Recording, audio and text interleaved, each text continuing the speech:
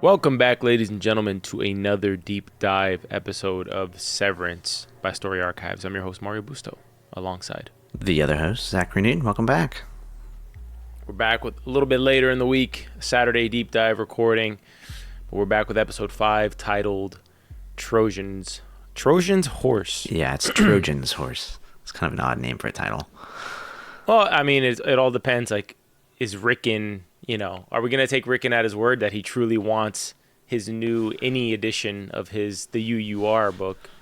Or is it just a greed play? But I do think that he's trying to kind of have his cake and eat it too. He wants to have, he wants to get paid well, maybe for the first time in his life for his work. And then secondly, he feels like he can kind of slip in hidden messaging into the book, which I think he'll end up doing that.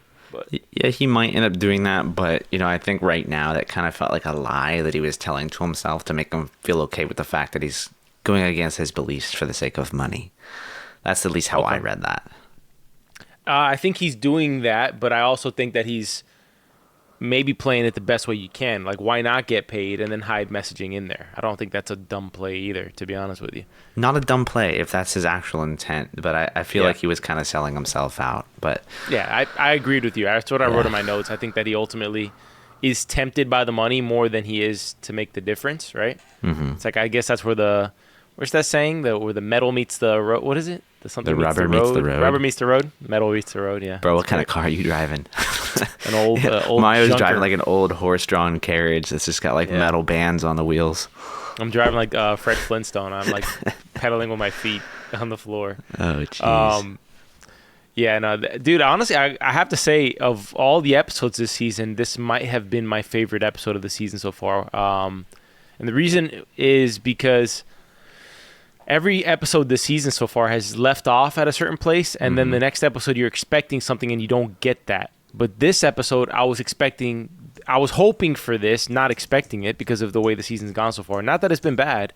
I've really enjoyed the second season, but we actually got a continuation of where we left off last episode. We didn't like jump forward into, we didn't go from the tundra to a jungle or so we got to see a lot of it. We got answers for the reintegration, like 2 episodes later. We got answers on Irv. We got answers on Heli. I mean, we got answers all over the place. And then we even got, I think, probably one of the most interesting little threads in this episode, which is the reason why Milchik was so tormented by the painting that he was given, the Black Kier painting, and why Natalie sort of feels the same way, because you see her eyes water once again when he asks her. And it really comes to light in his what is the term? His performance review. But they said you have 3 contentions or something like that. Whatever they said. They had weird terminology. Drummond did. Yeah. And first and foremost, what were your reactions with that scene? And then I'll give kind of my thoughts on why Milchick is kind of having this sort of existential crisis here. Well, I mean, before I give my reaction to that, I feel like we should probably let our audience know that this review can take anywhere between 2 to 6 hours here. So. Oh, the ones that we're doing right now? Yeah, just like his performance review. We should let the audience do a performance review on us and see how long, if we miss lunch, and just kind of go from there. Just kind of like incentive, I mean, my jaw kind of dropped to the floor when I heard 2 to 6 hours, to be honest. I was like, wait, what? I had to roll it back and make sure I didn't mishear that. But like, it seems like such corporate waste. Like, you have that much money to spend on a 6-hour performance review versus just, provide feedback along the way. My favorite part was surprised. Milchick saying, "Oh, I hope it doesn't, I hope it doesn't come to that we have to miss lunch." And he says, "Here's the lunch menu." Pretty much like, yeah, we're gonna be here for 4 to 6 hours. Yeah, which it makes sense, right? I mean, I know you're saying corporate waste, and I agree with that, because this is like, Lumen is the parody of whatever you could imagine. Let's just take Amazon, for example. Let's say Amazon grew to a point where it was just ridiculous. Like, it owned a state, and they had their hands in every single pie possible.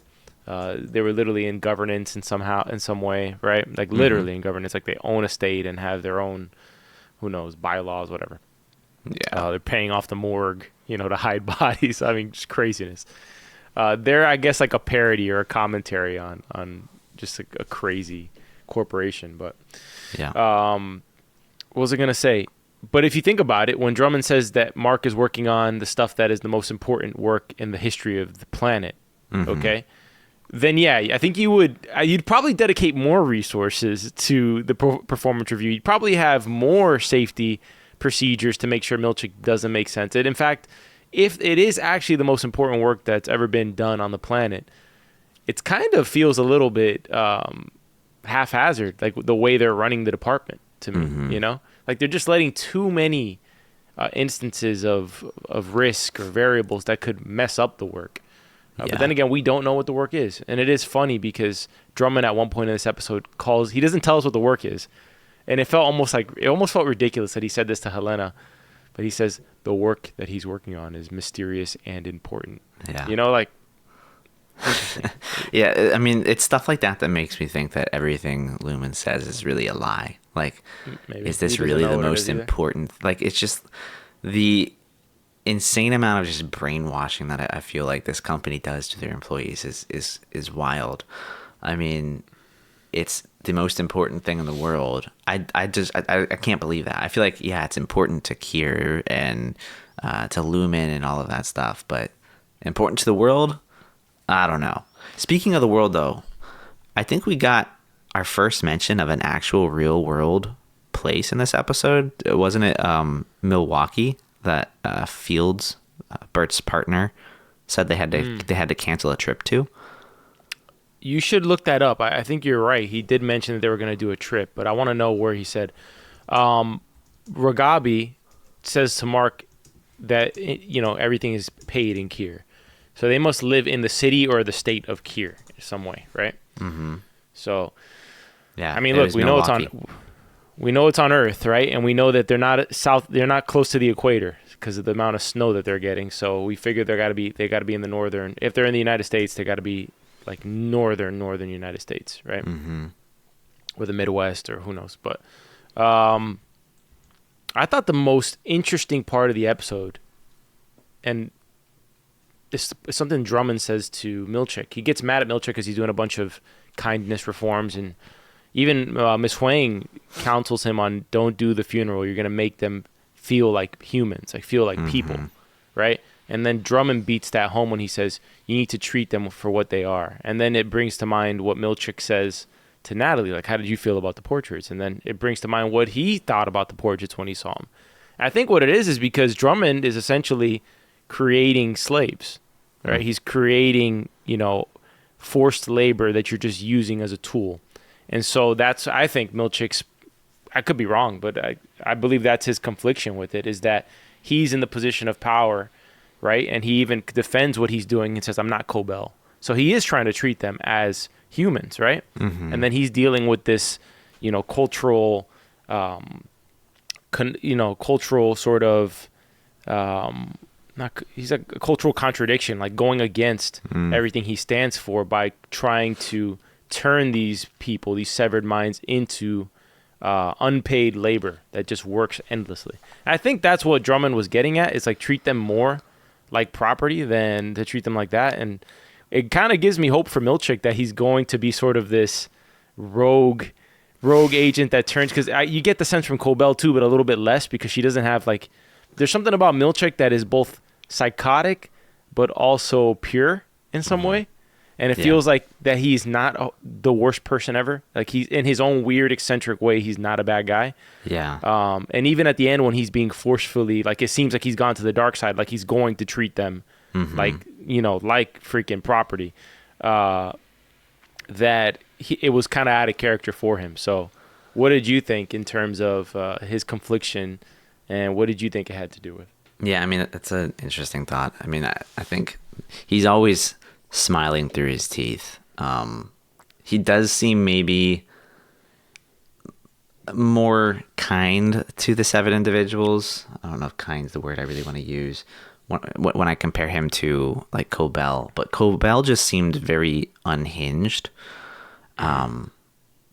So yeah, I definitely could see a situation here where maybe he does kind of team up with them in a way, or just continue to kind of like go against the flow here with Lumen, and maybe that kind of prompts some sort of Cobell return, because we didn't even get her at all in this episode, which was that the first episode without her? It almost felt we didn't in the last episode either. Yeah, no, so maybe she'll come back. It's been 2 episodes without her. Yeah. No, he even mentions to Natalie, like he mentions the fact, like he's asking her specifically because she's black too. Like, so he's asking her essentially like, hey, well, we've had to overcome, certain things and like difficulties in this workplace, which interesting enough, maybe Natalie's gone against her own morals too, because I underestimated how powerful she was. She was sitting at the table with Drummond. Yeah. Essentially pulling rank on Helena in some way. It almost made me feel like Natalie might be an Egan too, because she's sitting at that table. So maybe everybody in this place is technically an Egan, and everybody was just kind of born and raised. At least people like Cobell and Milchick. Could be a possibility. I kind of have like this fantasy where like Milchick goes good and Natalie turns good, and then they both help, getting the severed people, making them free. But then what do you do, man? Because then the thing is now is you have these are 2 separate beings, right? You have the innies who hate the outies. You're getting like this sort of warfare that's happening. So even if you do reintegrate, it's the death of one of them. I think the only way to save them is to reintegrate them where the memories become one and they become the same person. You see, that's my understanding though of the way that reintegration is supposed to work. It's that it does become, you do become one and whole, not, hey, pick one path left or right and that's all you get. I feel like we really do, bring both halves together. So I don't think it would be their death, of the innie or the outie. I think we'll come back to a single mind that understands both sides of the equation, both sides of what's been going on. And speaking of reintegration, I am kind of happy. I was a little iffy about it in the last episode where it was just like nothing about this reintegration until Mark and Helena were getting it on. I did like that we got a bit more about the reintegration in this, and I do like that it's kind of a process and it wasn't just this one thing that happened and it's like, boom, okay, cool, now you're reintegrated. Because I think it helps kind of stretch that story out, because we were a little concerned about, well, what's going to happen now? Is he just going to know everything from both sides just out the gate? So it's clearly not the case. This is going to take some time for him to actually bring these parts of his mind together. Yeah, our both of our guesses kind of ended up being right there. We both didn't picture we didn't picture the reintegration sticking, right? And it didn't. I guess they kind of did answer that question for us, right? But I gotta say, man, there's certain times when I watch Mark's character and I'm a little confused at his body language, the way he's speaking, his lack of urgency, and it just overall confuses me, For example, I mean, he's so blasé about everything going on, it feels like all the time. Like, even in the beginning when he's speaking to his sister on the phone, he's just kind of like, oh, yeah, I did this orbo. Like, why are you volunteering to do like, you already know something horrible is happening in that workplace, right? Yeah. Why are you continually volunteering to do a trust exercise, essentially, right? Or what do you call that when a company does like a somebody left a I think somebody left a comment and said that this was like the Tundra was the equivalent of like an escape room for a company that takes like their staff. Like I remember when I was in college, in business school, we went to this ropes course where essentially like you were up in the air like 30 feet and you'd have somebody belaying and stuff like that, which is kind of crazy with like just random people to be doing that. But it didn't feel like dangerous or anything like that. But anyways, that's what essentially this Ortbo was, right? Yeah. And Mark's just like going along with it. He's just so kind of go with the flow. And I don't know. It just feels like there's a little bit of lack of urgency from Mark. And even in, I was confused the way he was acting in the office. For example, he was so short about wanting to do a funeral for Irv, and then he was treating Helly poorly, and I couldn't tell half the time if he was switching back and forth between Innie and Audi Mark, and so he was just in a state of constant sort of contemplation, or not whatever, contemplation. confusion. Confusion mainly. Like that he was just in a dissonance. Like he kept on bouncing between knowing what was going on and not knowing. And that was my guess, because he's starting to cough now too, which is a little concerning. That's very concerning, because that's his boss was doing that. He was coughing up blood and whatnot. But yeah, no, I noticed that as well with Mark's character in this episode specifically, very prominently in this episode actually. But I felt it was less of his reintegration, going back and forth, and more of just like so we know Audi Mark knows that there's obviously something bad going on, and I think any Mark is still kind of like trying to figure a lot of this stuff out. Like he's just like, oh wait, I have a wife, oh she's alive, so he's still learning things. And I feel like his earth, like his reality, just got shattered throughout last episode with the whole Helena thing, sleeping with her, figuring out that she was essentially a spy. Like, okay, I can't trust anyone. So I kind of felt it was more like that. I had a thought that I wanted to run by you in the audience here. I was thinking to myself, because as I was watching him in the workplace, I'm thinking maybe he is switching back occasionally, right? Because they do those sound effects, like you're hearing it sometimes when he's coughing and stuff. So, and that's always what we see, is that little zoom out and that sound effect, or like that dolly zoom thing that they're doing with it. So my question is, that elevator switches them. Yeah. What if he switches to Audi Mark inside and then leaves work? Will they switch him to Innie on the way back up, and then they'll switch permanently in some way? I kind of had a thought like that too. Like, what if he flipped inside and then he walks out the door and he's the Innie outside? That would be interesting. Then you're screwed if you're Audi Mark there, right? Because now technically the Innies could rebel, leave, and then the Audis are done for. If you don't reintegrate, you're just permanently your Innie, Yeah. That, it would, unless, you're right. Unless you reintegrate, that would be really trippy. I could see that maybe happening, where Mark kind of flips and then leaves, and we get his his Innie walking around outside. Although if I did that, I would probably try to go quit while I was my Innie outside, even though it meant I was gonna. Yeah, the problem is that none of the technology that they're using, everything is outdated, or at least it looks outdated on the floor on the floor of the severed floor. Yeah. So when he goes above, he's never driven a car. He's not, you know what I mean? Like these various things. I don't think he has knowledge of those things, but I could be wrong. We could. I don't know. That's what's so hard to tell, because like there's just things that we've heard throughout. The show that they just like these Innies just know. Like, oh, we're farmers. Like, yeah. What I really do enjoy about the show is that they tell you a lot without explaining it to you. So, for example, Milchik brings up the fact that Mark had sex with Helly's Audi, right, Helena, and then he kind of like makes a quip. He's like you did it with the leader in waiting of the company, like almost like, oh, you don't deserve that type of thing. But that's not my point. My point is, by giving that point, you make it known that it's not a secret to anybody. Everybody knows that Mark and Helena did it, right?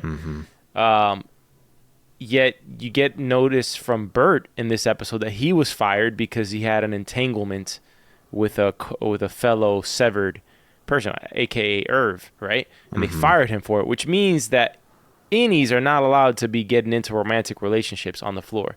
They're only doing it because they are just trying to get Mark to finish his damn work no matter what, which he does get to 85% in this episode, or 84% when he's leaving early. Yeah. Well, I think the words they had used was it was an unsanctioned relationship, which makes me think of Silo a little bit in the sanctioned yeah. relationships. And so maybe there is a Our situation theory. here where you like get something. No, I'm not saying like the worlds combined, but like maybe there's a situation here where Lumen does sanction a relationship, and that's how we get, all these little kids running Oh, around growing up. there was a moment in this episode where I was like, bro, is our theory actually going to come to life at one point with all the Apple shows being connected? Because did you notice what Drummond did to Milchick to shut him up? No, Go to that scene real quick because I want to see if it comes to mind. Go to the scene where they sit down. It's at the very beginning of it. the He very sits beginning down. of the scene. Let me see. It's further along the episode, 75% through. Keep going. Right there. Stop there. Stop there. Right there. You went too far. Let's Should be around see. there. Yeah, right there. You're going too far now. I don't want to go too far. All right, so You can hit play. it's not playing. Gotta leave it to Apple with their like Apple TV web app. It's just it never wants to play. Roast them, Zach. Roast them. Apple, come on, you guys like.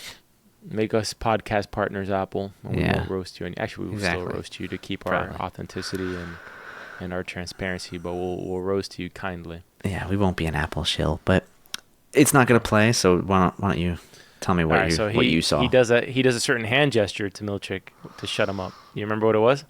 Was it just like He goes like this. interesting? Does that not remind you of another Apple TV show? A little bit, yeah.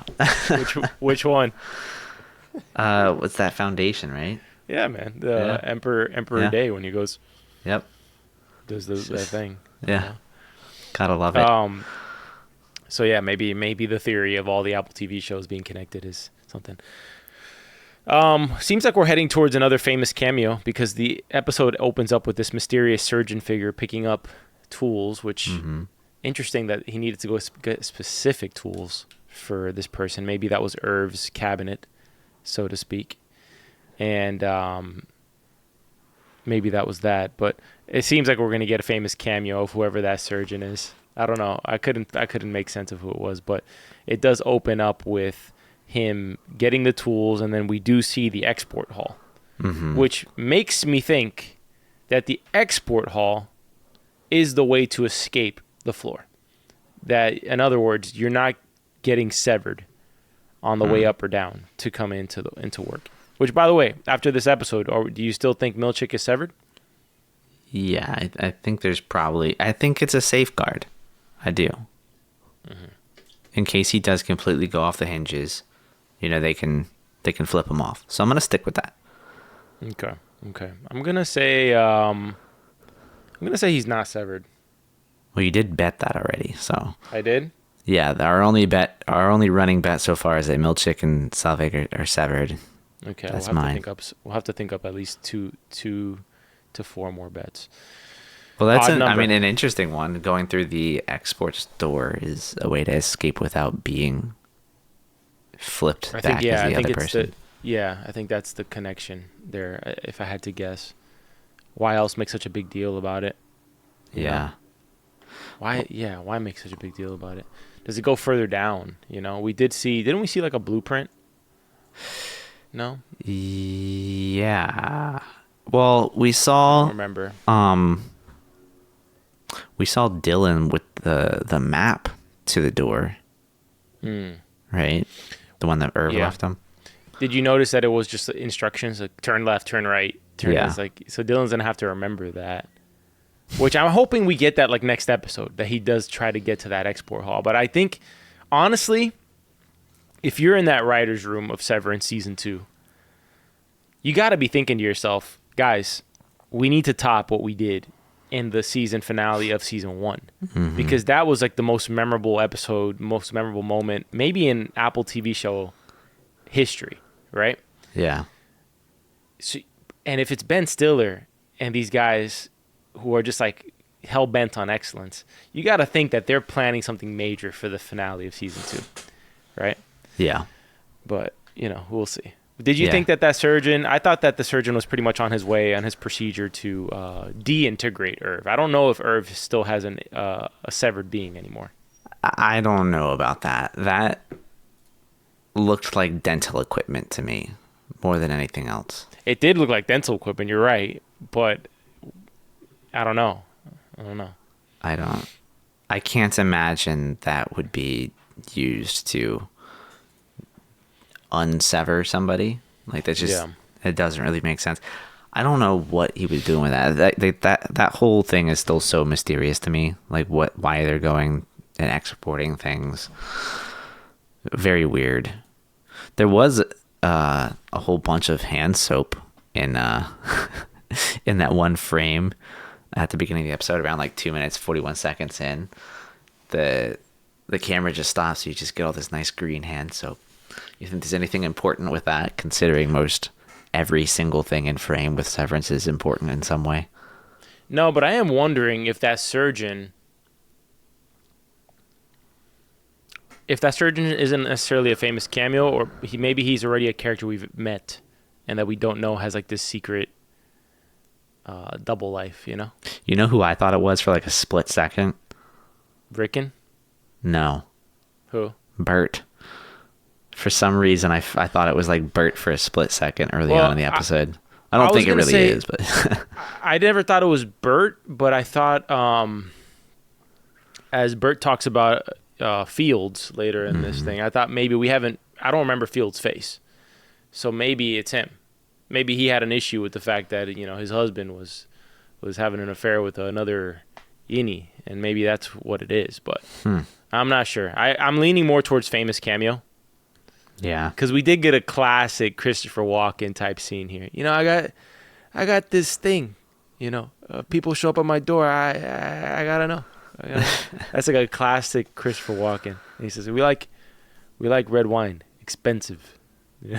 It's just, you let him go. It was actually fun to watch those two act in the same scene. I have a good time watching like old veteran actors and just seeing them, just let them go, let them do their thing. Like I do enjoy that. It's like these are like masters of their craft, and then just watching them, you know, play off each other. There's a joy. It's like that. I mean, there's a lot of examples of movies that I'm thinking about that it's just like old actors who are playing off each other, and it's just great. Yeah. I do kind of think your theory's potentially correct. I think you're saying, hey, this surgeon guy might be Fields, right? Maybe.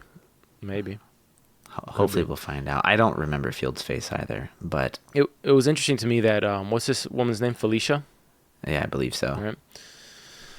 Right. It was interesting to me that she was there, because if I was not mistaken, all they do is print out little papers, you know? So what are you doing here? Facilitating this tool transfer, you know? Yeah. What are we missing? What are we not being told? A lot. We're not being told a lot. We're also not being told what's up with those goats. Yeah, we still technically don't have an answer to the goats. Maybe this is a veterinarian who's going to go operate on a goat. He's going to do a dental procedure on the king goat. Maybe. I love it. We talked about the performance review. We haven't talked about the funeral.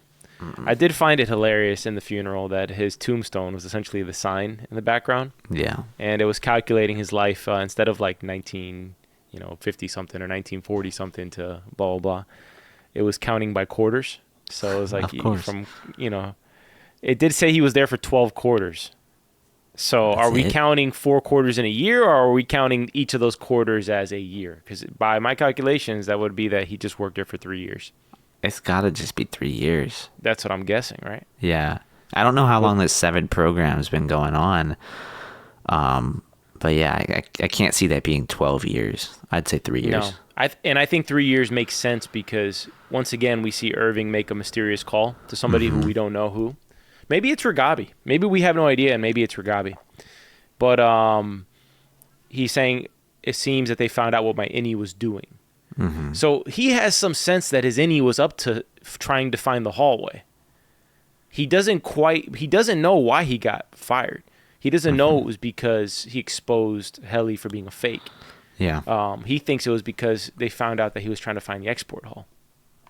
And I am interested to see that now that he's going to go have dinner with Bert, which we'll probably get that scene in the next episode, if Bert's going to try to help him in this ploy, you know? Yeah.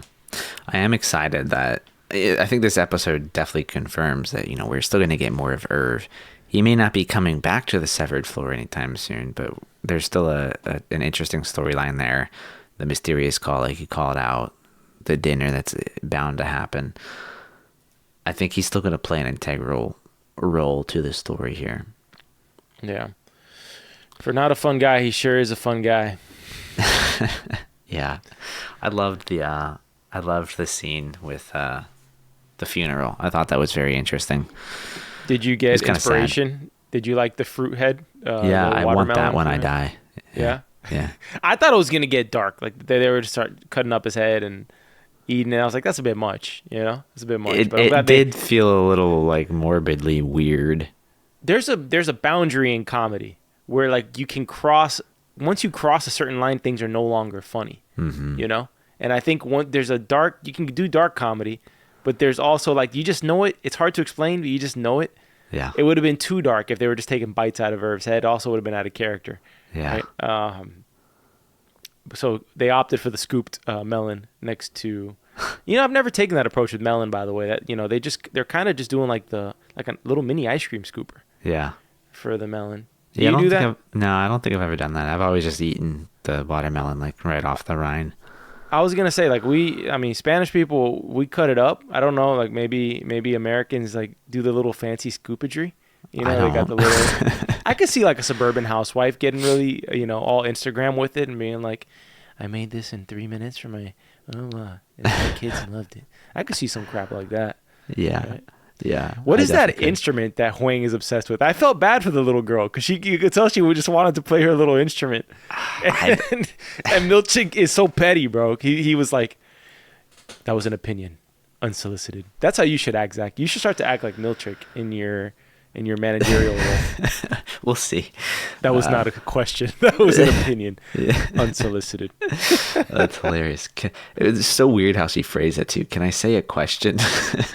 Well, it's because she was gonna say her opinion. Yeah. She just wanted to sneak it in there. She's like, it's dark too, coming from a little girl. Don't do it. Don't do the funeral.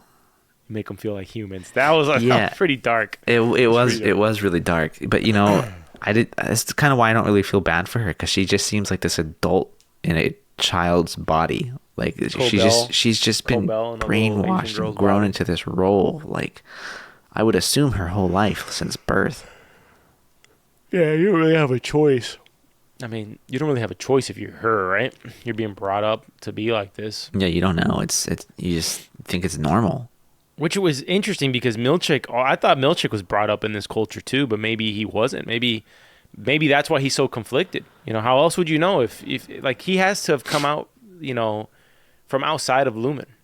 In order to feel the way he does. Maybe this severed program is so new. Like maybe that is the truth. Cobell and Milchick were from the outside and they're realizing, hey, this doesn't really work, right? Because everybody has like these conflictions with everything we're having them do.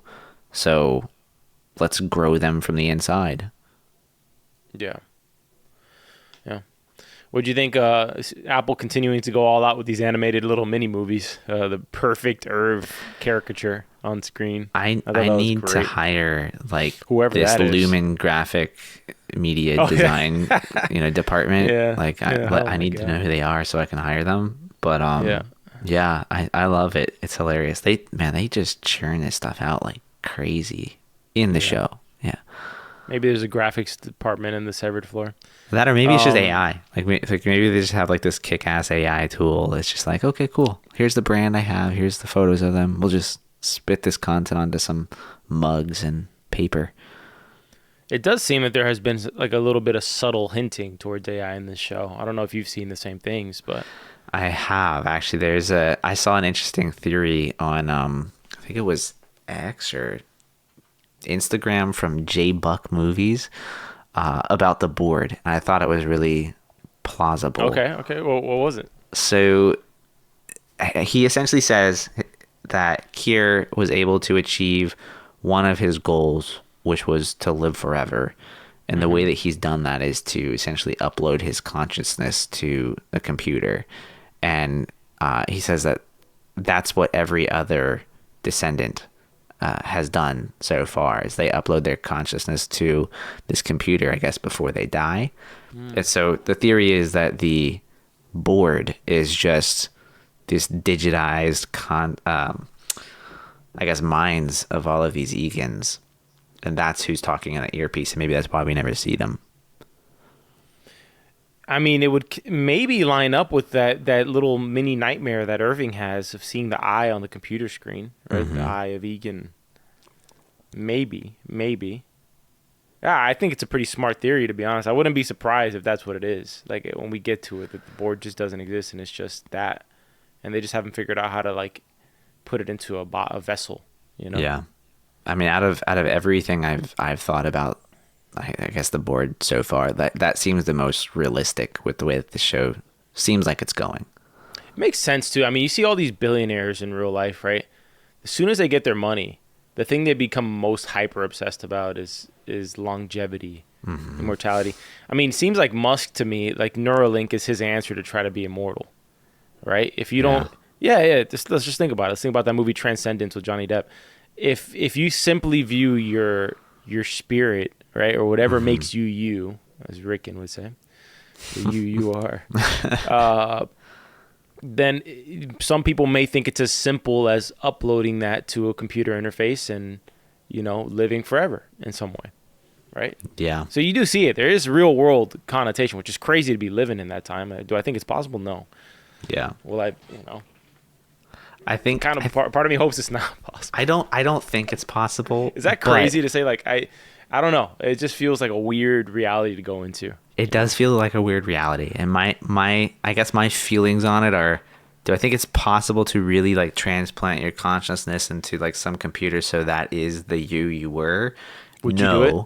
I don't think that's possible. I don't think it's possible at all. What I do think could be plausible is maybe using a tool like Neuralink. I don't know. You basically train a computer on who you are and what you are, and it just mimics you. It's this lifeless being that just mimics you. Like, think about like using AI, where it's just like, oh, this is how you talk and walk, and this is what you do. Cool. And that just kind of plays you like a character. That already exists, though. Am I wrong? I mean, those language learning models that you could make it watch 10,000 hours of your video. Like, we could have a LLM with language learning model, for those not familiar with it. We could feed it every single episode of Story Archives, every single one, and then just do an experiment on the audience and have it churn out an episode of Story Archives about a show. I would be really curious to see what that looks like. Just not even to put it out, but just like how accurate could that be? Is it going to be, you know, believable or not? I'd never want to do that, but it would be a fun little experiment to do for sure. It really would be. Would you upload your consciousness to a computer to live forever? No, because what's the point? Like, what's the point? No, you could be a robot. Like, you can be one of those Tesla robots. But what's the point? It's not me. Like, I'm not gonna know. It's just gonna pretend to be me. No. It's gonna be you. Like, you could do it. Like, you could put it in something and live forever. I don't know if I'd want to live forever. I think it's interesting. Like, you know, like when you first think about it, it's like, yeah, live, never die. Like, remove the only true consequence we have in life. Sure. But I kind of feel like after a time that, like, you'd either be miserable. Yeah, I kind of feel like you would grow into misery at some point. Yeah, I think the one thing that, and by the way, I don't know, I think Neuralink kind of secretly, you know, that's sort of a ploy. Dude, is it that far-fetched to say, like, you know? I will admit, I have thought about getting like a Neuralink at some point in life. Be a cyborg? Not to like live forever or anything like that, but just the thing I've heard, and I mean it makes perfect sense to me, where like you have people and you have technology, and you know, people can think and process things really quickly, and computers can do things super quickly, probably faster in a lot of ways as well. But the issue with like us as humans being able to use technology is our input output is too slow. Your input is your eyes, your ears, and your output is your fingertips or your mouth, if you're lucky. Well, I guess if you have a tool that can just do voice to text. And so like that bottleneck is such a severe like bottleneck. It just, you're really not getting the most out of technology. So I think this was the whole thing about like Neuralink as well. It's like, well, what if we can eliminate that, bottleneck of input output and just connect the computer to the brain so that you're not having to type something out with your hands? Because I write emails, messages all day, every day. I hate typing. I hate writing people. It's so time consuming. But if you could just think it, yeah, and it's just done. Look, I think you would cease to be who you are if you could digest every bit of information in the world. By the way, there's a lot of bullshit information out there. There is. You're also going to have to digest that too while you're doing all this, right? Because that's just the way it is. I was laughing at a meme yesterday, I think on Twitter, and it was somebody saying, "Man, I can't fall asleep. Let me hold this like super bright screen that contains all of the world's information and stare at it for the next 15 minutes and see if it lulls me to sleep." Yeah, look, Neuralink's going to do a lot of things for people who are paralyzed, for people who like blind, there's a lot that's going to happen with that. But the other side of it, I would never trust somebody to put something in my head, bro. I mean, it would require a lot of trust for me to do that. So, I don't even want to pay for the premium version too. You'll get ads. Oh yeah. You put it in your head. You're just gonna be talking to somebody who's like, hold on. Yeah. Okay, I'm Geico. back. Sorry about that. Save 10%. I kind of want a root beer now. Yeah. Good Lord. Yeah, it is very. It's like kind of a scary thing. I'll be like the old samurai of the dying arts, just like in the woods, like the hermit. The last clan of people just dying in the woods. Just they weren't cyborgs. They decided not to do the Neuralinks. I think the one thing, if we're gonna think about like uploading like this Egan thing to a computer, I think the one thing that you are not taking into account is the soul, if you believe in one, which I do. So I think in that sense, I think that's going to be like how do you account for that? So, yeah. So you think Egan, the board, is just a giant AI factory of collected consciousnesses that are giving advice into the future? I kind of think so. Like that feels really plausible to me. I mean, it's so weird that we haven't seen or heard the board. The board only talks through this computer. Like, it kind of just makes sense. And I don't feel like I've seen a lot of shows or movies that I guess don't do this because of the whole soul thing. Like, a lot of things, try to upload your consciousness into a computer, and it seems to work. So, Let's end the episode with the final two things here. Aside from Milkshake's egregious use of too many big words and using paper clips incorrectly from back to front, it's made it impossible to read his reports. Let's talk about the fact that Irving's last message to Dylan was in fact a message. And the hang in there was one of those corny corporate motivational posters that was on the wall. That Dylan realizes is what Irv was talking about. So must have been after the meeting with Felicia that Irving wrote that note down and hid it there. Now, how he knew he'd have to hide it there, who knows? Yeah. I mean, maybe it was just to keep it out of his office, like his desk area, so he wouldn't get caught with it. I don't think he had any, I guess, foresight into this whole Ortbo thing that was going to happen. So, dumb luck maybe. I'm glad it's hidden, but I don't know if Dylan's going to do anything with it in the next episode. I don't think it'll be I think it'll be like a second to last episode type of thing. Yeah, like I feel like that might be where we end the season. It's just them getting to the door and maybe opening it and seeing something on the other side. Gosh, that would suck. I hope it's not like that. Yeah. I hope it's not like that, man. But we'll see. I have a feeling we'll see the conclusion of Cold Harbor, or see what it is at least in this season. Yeah. Mark at home. Speaking of Cold Harbor, we end the episode. We've already learned that Ragabi is pretty much living with Mark now. She's been very cautious about doing this procedure over and over, so she's letting him rest between, which she should, because he's coughing like a boy with pneumonia in the 1800s, all over the episode.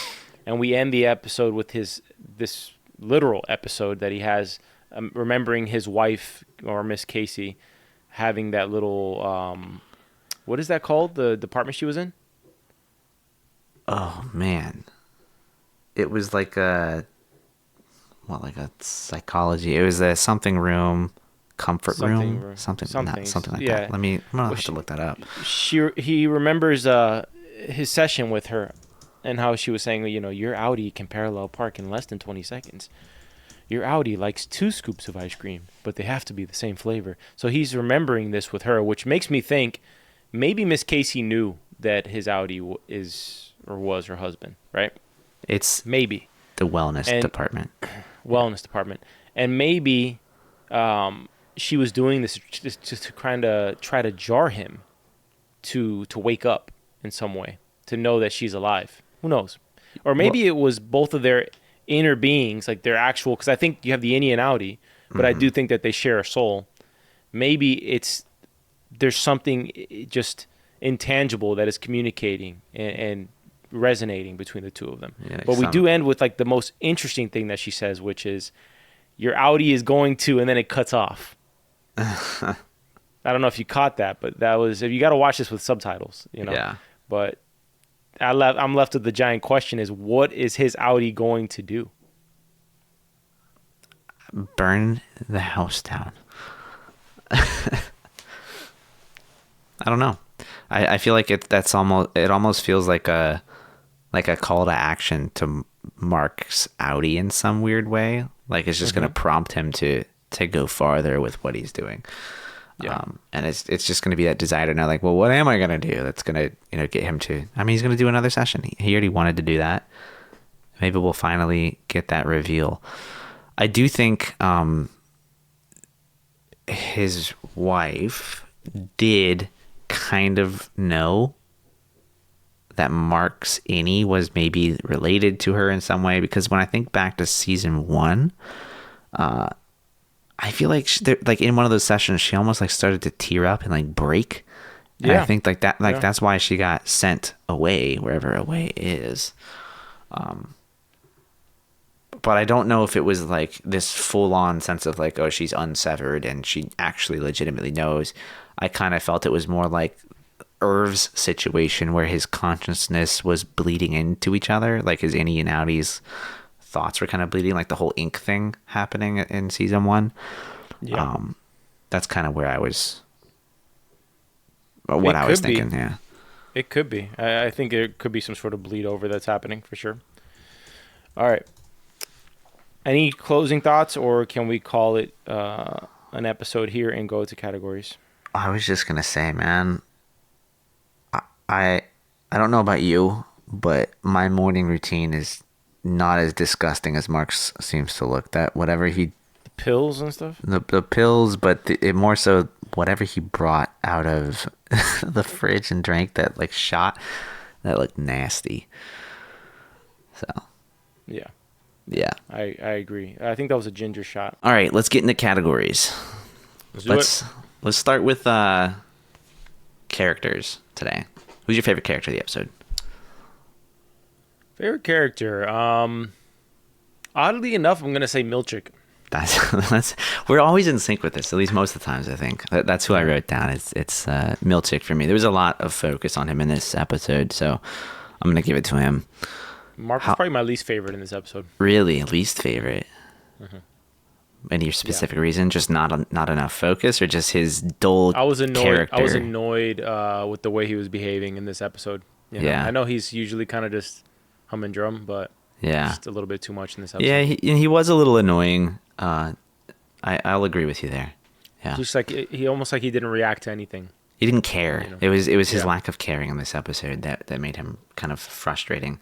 I mean, like to the point of like he literally didn't even tell his sister, by the way, that he started reintegration. Like that's clear, because she's still going on about like, how's that thing about burning this image into your eyes going? So didn't care about that. Well, he seems to be protecting her from that knowledge. Didn't care about Irv's funeral. Didn't mention anything about the heli being an Egan. Didn't seem to care about that. Mm-hmm. Just a little bit too much of blase, whatever. Yeah. No, I agree with you. I think that's fair. All right. Well, how about favorite scenes? I've got two that I thought were interesting. Besides the end scene where he has his little Miss Casey flashback, I did enjoy the Milchick performance review. Yeah. That was my number 2. The Milchick performance review was my number 2. My number 1 was actually Dylan's eulogy. I thought that was funny. I also liked Irv and Bert. Maybe because I'm a Christopher Walken fan, but the fact that storyline is going somewhere, and Irv's story is still interesting. We don't know what the hell he's up to, who he's spying for. So I do find that pretty interesting. Yeah. And then Christopher Walken's just Christopher Walken, bro. You just put him anywhere. He's an OG. He's just like I always love every scene that he's in. You got to watch the movie King of New York. He plays a gangster called Frank White who comes out of prison. Yeah. And he just has like one-liner after one-liner. He's like, "You guys were getting fat while everyone else was selling nickel dimes," or something like that. It was freaking amazing. I mean, the whole Irv thing, spying on Lumen. This episode has finally made me feel like maybe it's a competitor versus, I mean, anything else for that matter. Because I still think this whole like, oh, it's the best thing in the world. It seems like BS to me. I think it's some sort of competitive advantage that it's going to help them with in some way. Yeah, your competitor theory seems pretty spot on. We'll see what comes of it. I mean, now that I think this takes place in somewhat of the real world. Okay, how about favorite lines? I've only got one that really captured my attention. There was a few, and they were delivered kind of in the same way. I like Dylan saying, for not being a fun guy, he was the funnest guy to be around, something like that. I like that. I liked Christopher Walken when he says, "We like red wine, expensive." Like only he would phrase that sentence like that. And then Milchik did almost the same thing, where he gets pissed at Huang he said, that was an opinion, unsolicited. that was a solid one. If I picked a second, it'd probably be Milchick's. Oh, I left one out, but I'm sure you're gonna pick it as your number 1. Well, maybe, I don't know. You know me pretty well, but we'll see. Yeah. Mine's from Dylan. Oh, It was when he was giving the eulogy, and he's just like, he put the dick in contradiction. Oh yeah, that was great. That was great. I wrote that down too. That actually wasn't the one I was gonna say. The one that I wrote down was Mark being conflicted, and he's like, "How am I supposed to know you're actually Helly?" And she says, "You don't, but you gotta trust me." And I was like, "All right, that's a good line." Yeah, that's pretty solid. All right. Well, those are all of the categories I have. Do you have any open questions or final thoughts before we round this out? No. I'm interested to see where we pick up. I want to see if we finally see the export hall. I would like to learn more about what Irv is doing, and I want to know what Mark's Audi is going to do according to Miss Casey. So, yeah. All right. Well, let's do it. Well, thank you for listening to this episode of Severance by Story Archives. You can find us anywhere you find podcasts, Apple and Spotify podcasts primarily. You can find us on YouTube at not the same handle that you knew before. We are Story Archives Podcast now instead of the Soapbox Podcast Network. We're kind of doubling down on, the name that everybody actually knows us by. So you can check us out there on YouTube, or you can visit our website at soapbox.house. That still remains the same for now, at least. But you'll find links to all of the shows, all of the places that we're located on social, right there on that website. So be sure to check it out. Awesome. All right, everybody, have a great weekend, and we will see you next week. Peace.